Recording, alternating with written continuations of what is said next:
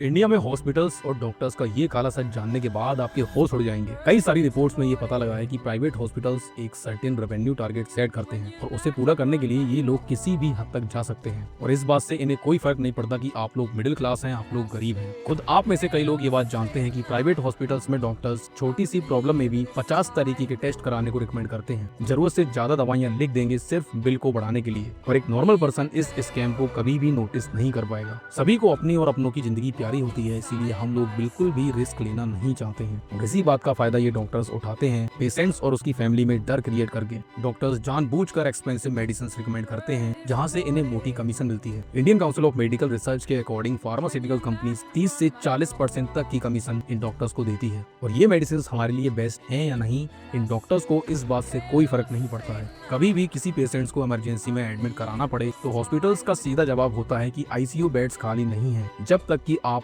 Extra charge पे करने के लिए तैयार ना हो। रेगुलेटरी बॉडीज गाइडलाइंस बनाती हैं लेकिन उनको प्रैक्टिकली इम्प्लीमेंट नहीं किया जाता है। ये यूं कहें कि हमारे देश में करप्शन इतना ज्यादा है कि उन्हें इम्प्लीमेंट करने ही नहीं दिया जाता है। हमारे भारत में डॉक्टर्स को भगवान का दर्जा दिया जाता है, लेकिन यही डॉक्टर्स हमारी और आपकी परवाह किए बिना सिर्फ अपनी पॉकेट्स भरने में लगे हुए हैं, आपकी और हमारी पॉकेट खाली करके। इसलिए हमारे देश में out of pocket expenditure on health सबसे ज्यादा है। इसीलिए डॉक्टर्स से हर टेस्ट और मेडिसिन का रीजन पूछें, उसे ब्लाइंडली फॉलो ना करें।